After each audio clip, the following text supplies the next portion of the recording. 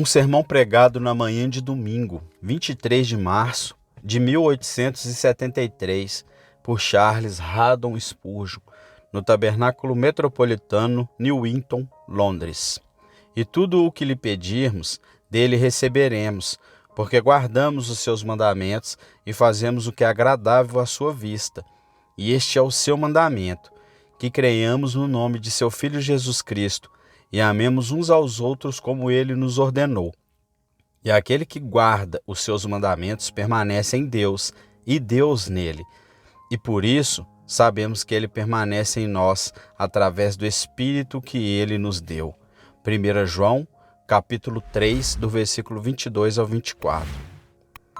Pensei em pregar para vocês esta manhã sobre a importância da oração, com o firme propósito de motivá-los a orar por mim e pela obra do Senhor neste lugar. Na verdade, não creio que pudesse ter escolhido um tema de maior relevância ou que tivesse maior peso para minha alma.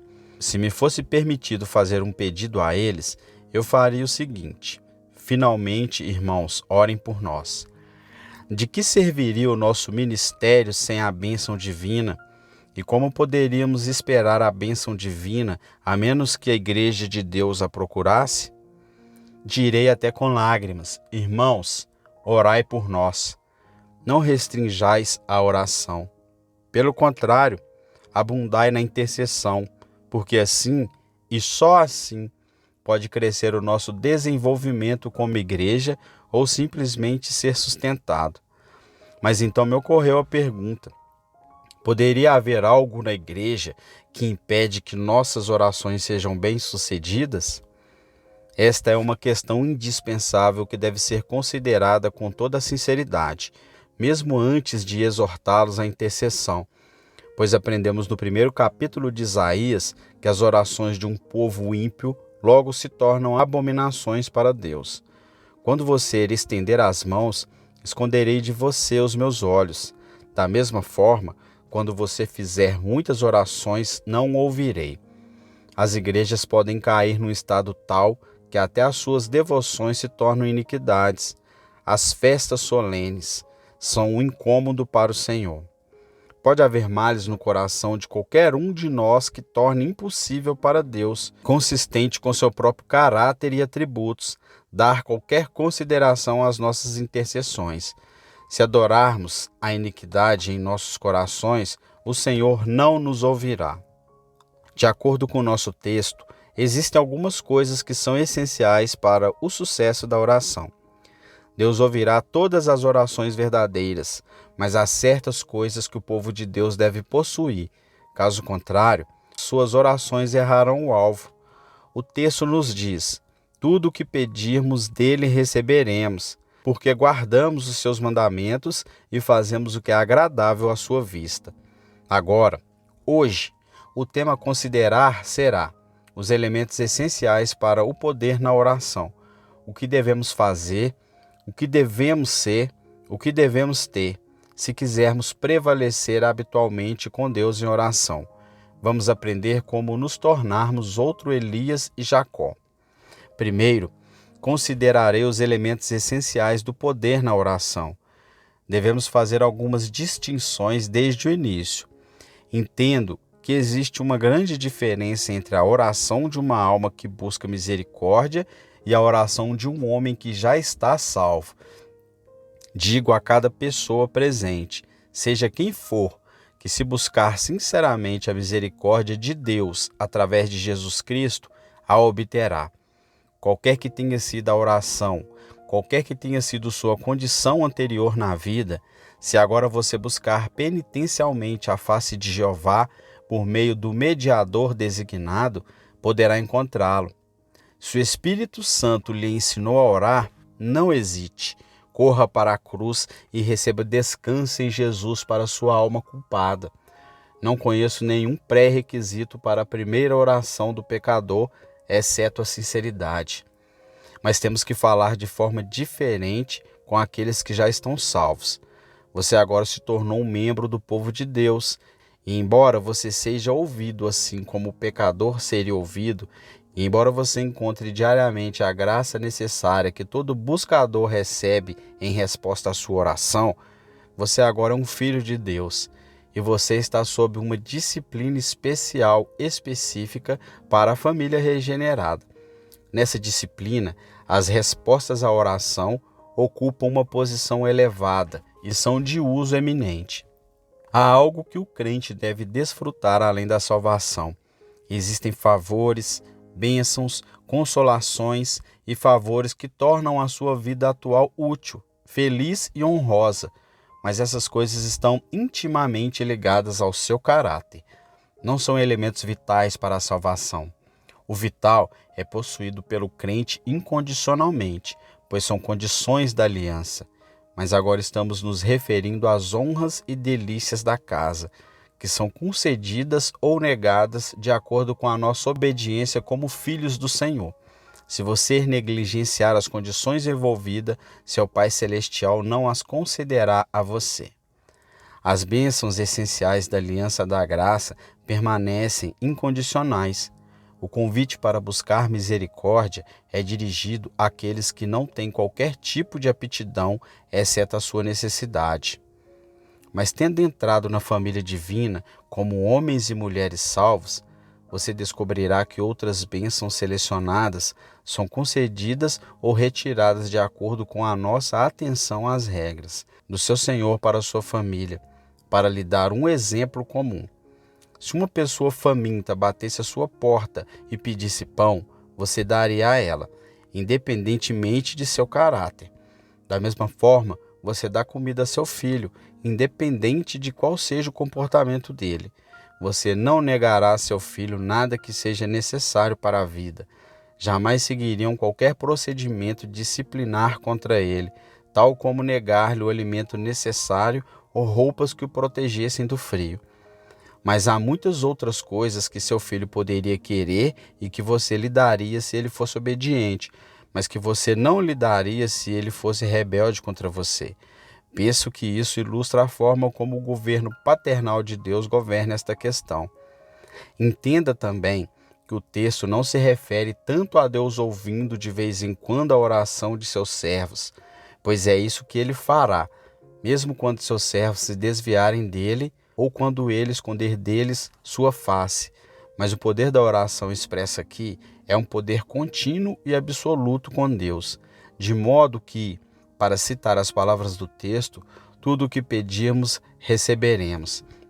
Para esta oração, existem certos pré-requisitos e elementos essenciais dos quais teremos que falar agora. E o primeiro é a obediência infantil. Tudo o que pedirmos dele receberemos, porque guardamos os seus mandamentos. Se estivermos faltando em obediência, o Senhor poderia nos dizer o que disse a seu povo Israel. Mas vocês me abandonaram e serviram outros deuses. Você escolheu. Qualquer pai lhe dirá que se atendesse ao pedido de um filho desobediente, estaria encorajando a rebelião na família e seria impossível para ele governar seu próprio lar. Muitas vezes é pertinente que o pai lhe diga: meu filho, você não ouviu o que acabei de lhe dizer e, portanto, não posso ouvir o que você me diz. Não é que o pai não o ame, mas por causa do seu amor pelo filho e por causa desse amor, ele se sente obrigado a mostrar o seu descontentamento, negando o pedido de sua prole rebelde. Deus age conosco como deveríamos agir com nossos filhos teimosos. E, se ele vê que vamos cair no pecado e na transgressão, como parte de sua gentil disciplina paterna, ele nos diz: quando você clamar a mim, não darei lugar ao teu pedido. Quando me suplicares, não te ouvirei, não te destruirei. Serás salvo, terás o pão da vida e a água da vida, mas não receberás mais nada. E as festas do meu reino serão negadas a você, e você não possuirá mais nada, incluindo a predominância especial de sua oração. O Salmo 81 nos revela que o Senhor trata com seu próprio povo assim: ó, se o meu povo me tivesse ouvido, se Israel tivesse andado nos meus caminhos, minha mão contra seus adversários, Deus os sustentaria com o melhor do trigo e com o mel da rocha ele os fartaria. Vamos lá. Se ao filho desobediente de Deus fosse colocado em suas mãos a promessa, tudo o que você pedir em oração, você receberá. Ele certamente pediria algo para apoiá-lo em sua rebelião. Ele pediria provisão para suas próprias concupiscências e ajuda para sua rebelião. Isto nunca poderá ser tolerado. Deus favoreceria nossas corrupções? Alimentaria as chamas da paixão carnal? Um coração teimoso anseia por maior liberdade para poder ser mais teimoso. O espírito altivo anseia por uma elevação maior para ser ainda mais arrogante. O espírito preguiçoso pede maior quietude para ser mais indolente. E um espírito dominante exige mais poder para desfrutar de maiores oportunidades de opressão. Tal como o homem é, assim serão os seus pedidos. Um espírito rebelde oferece orações orgulhosas e obstinadas. Deus ouvirá tais orações? Não pode ser. Ele nos dará o que pedimos se guardarmos os seus mandamentos. Mas se nos tornarmos desobedientes e rejeitarmos seu governo, ele também rejeitará nossas orações e dirá: se você andar comigo em oposição, eu também andarei com você em oposição. Com aqueles que são difíceis de suportar, serei difícil de suportar. Seremos felizes se, pela graça divina, pudermos dizer como Davi: lavarei as minhas mãos na inocência e assim andarei ao redor do teu altar, ó Jeová. Isto nunca seria uma obediência perfeita, mas seria pelo menos a inocência do amor ao pecado e a rebelião voluntária contra Deus. Junto com isso, há outro elemento essencial para a oração vitoriosa, ou seja, a reverência infantil. Observe a próxima frase: recebemos o que pedimos, porque guardamos os seus mandamentos e fazemos o que é agradável à sua vista. Quando os filhos recebem um mandamento do pai, não lhes é permitido questionar a sua validade ou sabedoria. A obediência termina onde começa o questionamento. O conceito que o filho tem do seu dever não deve se tornar a medida do direito do pai de comandar. Os bons filhos dizem: nosso pai nos ordenou que fizéssemos tal e tal coisa, e portanto faremos isso, pois isso sempre nos encanta agradá-lo. A razão mais poderosa para a ação de um filho amoroso é a persuasão de que isso agradará aos pais. E o argumento mais poderoso que pode ser usado para impedir um filho bondoso é mostrar-lhe que tal atitude desagradaria aos seus pais. Precisamente, a mesma coisa acontece conosco com Deus, que é o Pai perfeito, e, portanto, sem medo de errar. Fazer sempre o que lhe agrada é o nosso padrão do que é bom, enquanto que o desagrada é certamente a regra do que é impróprio. Suponha que algum de nós seja teimoso e diga: não farei o que agrada a Deus, mas farei o que me agrada. Observemos então qual seria a natureza de nossas orações. Nossas orações poderiam ser resumidas neste pedido: seja feita a minha vontade. Poderíamos esperar que Deus consentisse com isso? Seremos senhores não apenas da herança de Deus, mas também senhores do próprio Deus? Será que eles gostariam que o Todo-Poderoso renunciasse ao trono para colocar ali um mortal altivo? Se você tivesse um filho em sua casa que não tivesse nenhum respeito pelo pai, mas que dissesse: eu quero fazer o que eu quiser. Se ele viesse pedir algo a você, você concederia a ele o que ele pediu? Permitiriam que ele ditasse a sua conduta e esqueceriam a honra que deveria manter para eles?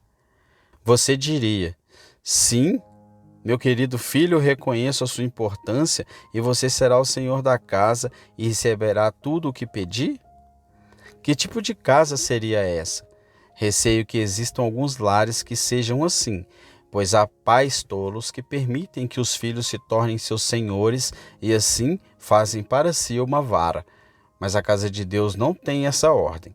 ele não ouça os filhos teimosos, mas ele os ouvirá na sua ira e lhes responderá com ira. Lembrem-se de como ele ouviu o pedido da carne de Israel, e enquanto a carne ainda estava em suas bocas, tornou-se uma maldição para eles. Muitas pessoas são disciplinadas quando conseguem seus próprios desejos, assim como os rebeldes são preenchidos com seus próprios artifícios. Devemos ter uma reverência a Deus semelhante à de uma criança, de tal forma que sintamos: Senhor, se o que te peço não te agrada, também não me agradaria, para que os corrija. Risca todos os pedidos que eu faço que não sejam corretos e, Senhor, acrescenta tudo o que eu teria omitido, embora não o desejasse, mesmo que pudesse ter me lembrado. Bom Senhor, se eu deveria ter desejado, ouça-me como se eu estivesse desejado, não como eu quero, mas como você quer. Agora, acho que você pode ver que é esse espírito submisso que é essencial para a contínua predominância da oração diante de Deus. O inverso é um impedimento seguro e eficácia da súplica. O Senhor será reverenciado por aqueles ao seu redor. Eles têm que ter como objetivo agradá-lo em tudo o que fazem e em tudo o que pedem. Caso contrário, ele não os olhará com favor. Terceiro, o texto sugere a necessidade de uma confiança infantil, e este é o seu mandamento, que creiamos no nome de seu Filho Jesus Cristo. Em todo lugar nas Escrituras, a fé em Deus é mencionada como necessária para uma oração bem-sucedida. Devemos acreditar que existe um Deus e que Ele é um recompensador daqueles que o buscam. Caso contrário, não teríamos orado. Proporcionalmente, a nossa fé será o sucesso da nossa oração. Uma regra atual do reino é: faça-se-lhes segundo a sua fé. Lembre-se de como o Espírito Santo fala pela boca do apóstolo Tiago. E se algum de vós tem falta de sabedoria, peça a Deus, que a todos dá generosamente e sem censura, e ser-lhe-á dada, na fé, não duvidando de nada. Pois quem duvida é como a onda do mar, que é levada pelo vento e lançada de um lugar para o outro. Do Senhor, o texto fala de fé no nome de seu Filho Jesus Cristo, o que entendo significar fé em seu caráter manifesto, fé em seu evangelho, fé na verdade a respeito de sua substituição e salvação, ou pode significar fé na autoridade de Cristo, de modo que quando discuto com Deus dizendo: faça isso em nome de Jesus, quero dizer: faça por mim o que você teria feito por Jesus, pois estou autorizado por ele, use seu nome. Faça por mim o que você teria feito por ele. Aqueles que podem orar com fé no nome não pode falhar, pois o Senhor Jesus disse: e tudo o que pedirdes ao Pai em meu nome eu farei. Mas deve haver fé, e se não houver fé, não podemos esperar ser ouvidos. Você não vê que é assim? Voltemos aos nossos símiles familiares.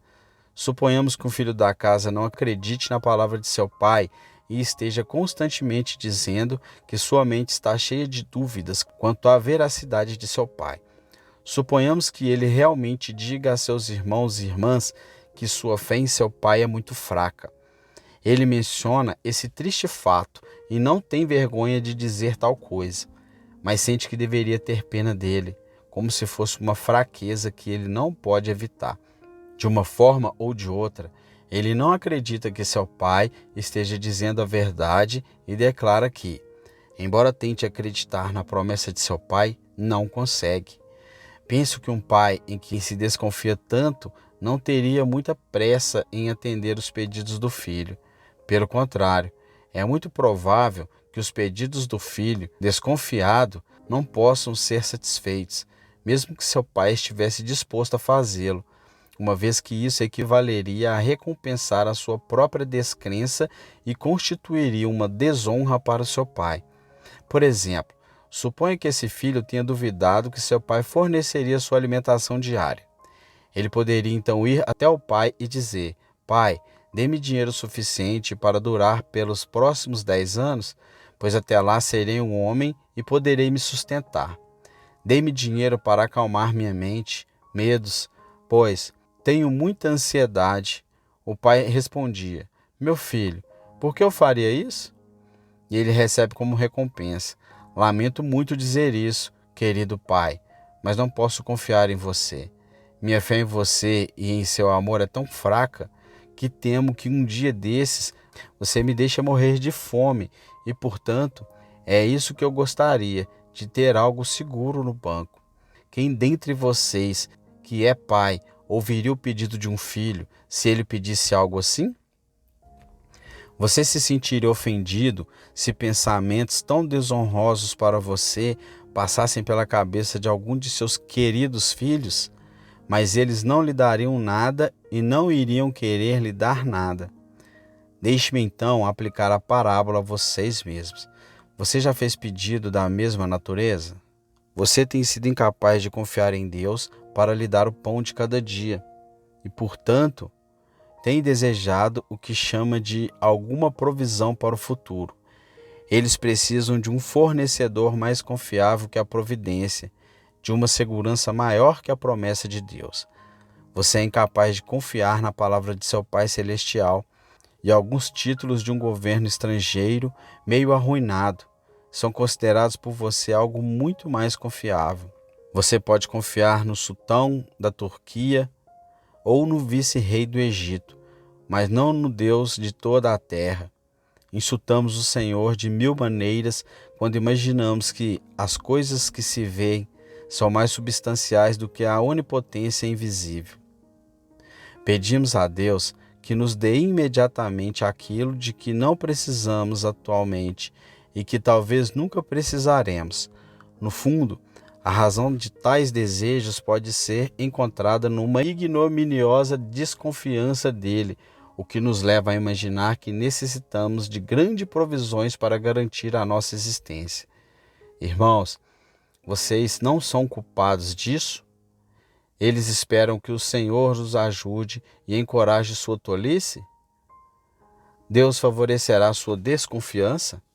Dar-lhes a ele montes de ouro e prata corruptíveis que os ladrões roubam e baús de roupas que servirão de alimento para a traça? Você gostaria que o Senhor agisse como se estivesse admitindo a validade de suas suspeitas e reconhecendo sua infidelidade? Deus não permita. Portanto, não espere ser ouvido quando a sua oração for sugerida por um coração incrédulo. Entregue o seu caminho ao Senhor e confie nele e ele o fará. O próximo elemento essencial para o sucesso contínuo na oração é o amor infantil. Que acreditemos no nome de seu Filho Jesus Cristo e amemos uns aos outros como ele nos ordenou. A mesma coisa que é dita de Deus, Deus é amor, pode ser dito do cristianismo. Cristianismo é amor. Se cada um de nós fosse uma encarnação do amor, teríamos alcançado a completa semelhança com Cristo. Devemos abundar em amor a Deus, amor a Cristo, amor à igreja, amor aos pecadores e amor aos homens de todos os lugares. Quando um homem não tem amor por Deus, ele está na condição de um filho que não tem amor por seu pai. Promessa do pai de satisfazer absolutamente todos os desejos de um coração que não ama e carece de amor filial? Ou se um filho não tem amor pelos seus irmãos e irmãs, o pai lhe confiará uma promessa absoluta dizendo: peça e será dada a você? Vai dar?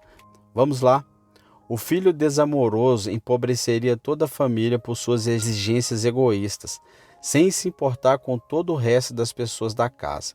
Ele só teria o cuidado de ceder às suas próprias paixões. Seu pedido logo seria: Pai, dai-me toda a herança. Ou, Pai, governe o lar de acordo com minha conveniência e faça com que todos os meus irmãos se submetam aos meus desejos. Inchado pela sua aparência pessoal, tal como Absalão, que tinha orgulho de seu cabelo, em breve quereria assumir o reino. Poucas pessoas como José conseguem usar a túnica de cores diferentes sem se tornarem tiranos da casa. Quem permitiria que um filho pródigo fugisse com todos os seus bens? Quem seria tão tolo a ponto de instalar um irmão dominante e ganancioso no lugar de honra acima dos seus irmãos? A partir disso, você pode ver que o poder da oração não pode ser confiado ao egoísmo. Espíritos desamorosos que não amam a Deus nem ao homem não podem ser confiados com as grandes, amplas e ilimitadas promessas. Devemos amar a Deus para que Ele nos ouça e devemos amar o nosso próprio, pois quando amamos a Deus, não oramos por nada que desonre a Deus e não desejamos que nada nos seja concedido que não seja também uma bênção para nossos irmãos. Nossos corações baterão sinceramente por Deus e por suas criaturas, e não ficaremos presos em nós mesmos. Você deve se livrar do egoísmo antes que Deus lhe confie as chaves do céu. Mas quando o ego estiver morto, então ele os capacitará a abrir as fechaduras dos tesouros e, como príncipes, vocês terão poder com Deus e prevalecerão. Além disso, devemos também ter costumes infantis. Leia o seguinte versículo: aquele que guarda os seus mandamentos permanece em Deus e Deus nele. Uma das maneiras de ser infantil é amar o seu lar. O bom filho, cujos pedidos são sempre ouvidos pelo pai, não ama tanto outro lugar quanto a velha casa onde moram seus pais. Agora, é dito que aquele que ama e guarda os mandamentos de Deus permanece nele. Ele fez do Senhor sua morada e habita em santa familiaridade com Deus. Nele se cumpre as palavras de nosso Senhor. Se você permanecer em mim e as minhas palavras permanecerem em você, peça o que quiser, e isso será feito a você. A fé e o amor, como duas asas angelicais, transportaram o coração do crente acima do mundo e o colocaram perto do trono de Deus. Ele se tornou como Deus, e agora suas orações são de tal natureza que Deus as responde. Até que ele esteja assim conformado com a mente divina, deve haver algum limite para a potência de suas súplicas. Permanecer em Deus é necessário para ter poder com Deus. Suponha que um de vocês tenha um filho que diga: pai, não gosto da minha casa, não me importo com você e não vou suportar as restrições das regras familiares, vou morar com estranhos. Mas observe, pai, que irei até você todas as semanas e vou lhe pedir muitas coisas, e esperarei que você me conceda tudo o que eu lhe pedi. Vamos lá. Se vocês fossem minimamente capazes de serem chefes de família, vocês diriam: meu filho, como você ousa falar assim comigo? Cumprir suas ordens? Se você me esnobar completamente, você esperaria que eu o apoiasse em sua malignidade cruel e insubordinação perversa? Não, meu filho. Se você não permanecer comigo e não me reconhecer como pai, não posso prometer você qualquer coisa. E a mesma coisa acontece com Deus. Se permanecemos com Ele e tivermos comunhão com Ele, Ele nos dará todas as coisas. Se o amarmos como Ele deveria ser amado e confiarmos como deveríamos, então Ele ouviria nossos pedidos. Mas se não o fizermos, não é razoável esperarmos que Ele nos ouça? Seria uma afronta ao caráter divino se Ele satisfazesse meus desejos, maus desejos e maus caprichos. Deleite-se também no Senhor e Ele concederá os desejos do seu coração. Mas se você não puder deleitar-se em Deus e Ele não for sua morada, Ele não lhe responderá. Ele pode lhe dar pão de aflição e água de aflição e tornar sua vida amarga, mas certamente não lhe concederá o que seu coração deseja. Outra coisa, parece pelo texto que devemos ter um espírito infantil. Por quê? E nisto conhecemos que Ele permanece em nós pelo Espírito que Ele nos deu. O que isso senão o Espírito de adoção, o Espírito que governa os filhos de Deus em todas as coisas? Pois pessoas teimosas que pensam, sentem e agem de forma diferente de Deus não deveriam esperar que Deus se conforme com a sua maneira de pensar, sentir e agir. Os egoístas que são movidos pelo espírito de arrogância, os preguiçosos que são motivados pelo amor ao lazer, não podem esperar que Deus lhe conceda tudo o que desejam. Se o Espírito Santo governar em nós, ele subordinará a nossa natureza à sua própria influência, e então as orações que brotarem dos nossos corações renovados estarão de acordo com a vontade de Deus. Tais orações serão naturalmente ouvidas. Nenhum pai pensaria em ouvir um filho teimoso, mas um filho que dissesse: sei que meu pai não quer que eu fique com isso, mas eu terei de qualquer maneira. Qual é, como um homem adulto, você não gostaria de ser espancado por um jovem presunçoso? Deus nos concederá o que pedirmos quando for contrário à sua mente santa? Não pode ser assim. Tal possibilidade não é concebível. Que haja em nós o mesmo pensamento que houve em Jesus Cristo, e então poderemos dizer: eu sabia que você sempre me ouve.